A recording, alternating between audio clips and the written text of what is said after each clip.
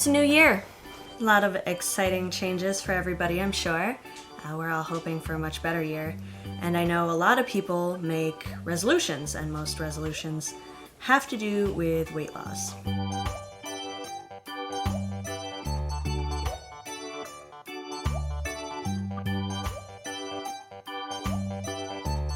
Now, this isn't a resolution for us necessarily, but my boyfriend and I are doing for the month of January a no sugar, no flour diet.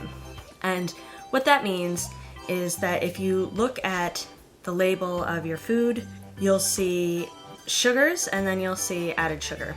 And sometimes you won't see it there, it'll say 0 grams, but you'll see it down at the bottom in the list of ingredients, it'll say sugar. Some sugars hide from you, like maltodextrin, high fructose corn syrup, any of your sucrose, fructose, sucralose kind of sugary things. But sugar is honestly, it's like the worst thing for you.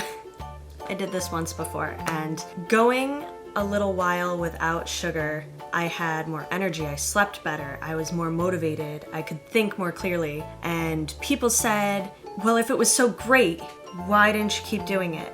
And my answer to that is, I like sugar. It was nice though to do the trial run. I did it for a month, and that's what we're gonna do now. My boyfriend has not done it before. It's nice to do it for a short time though, because it gets you thinking about what foods have sugar, how you can cut out sugars, how you can eat healthier. You start finding dishes that are healthier for you that you can incorporate into your diet. So we're doing that for January, and I thought I would do some videos showing you some tips, some ways you can get started if you are unfamiliar with this and if you're trying to do it on your own. The first thing I'm going to mention is a word on potatoes and bread. You'll see a lot of information about no sugar, no flour diets. It's similar to keto, and you'll see information on that. A lot of those tell you not to eat potatoes. We are eating potatoes. And here's why. Potatoes have a lot of good nutrients, and a lot of the value in potatoes is how they are prepared. You want to leave the skins on, you want to boil them, and if possible, if it's conducive to how you're eating them, cool them, because the level of the glycemic index actually goes down if they're prepared like that. Boiling is actually better than baking, which surprised me. I thought baking would be the best, right? But no, that's not the case. So we are keeping the potatoes. There are also potatoes that are better for you. Your red potatoes, your purple potatoes are better for you than white potatoes. These are russets because that's what they had at the store. Russet is better than white potatoes. So white potatoes worst, red and purple potatoes best. So if you are doing the same and keeping the potatoes, then I would suggest going with that. We are also keeping bread.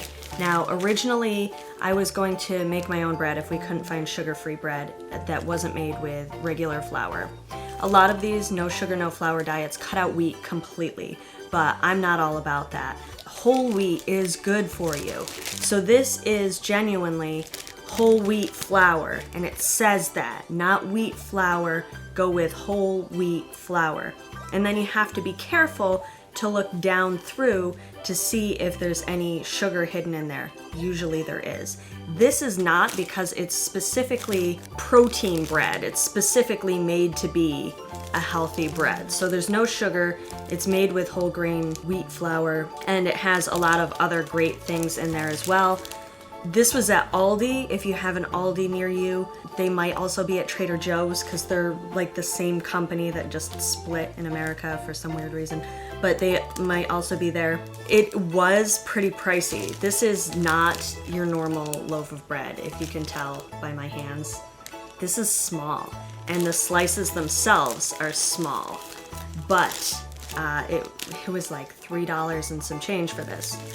At the same time, we're only doing this for a month, and the bread that we normally eat is pretty healthy. It just doesn't go along with the no sugar factor. It does have a little bit of sugar in it.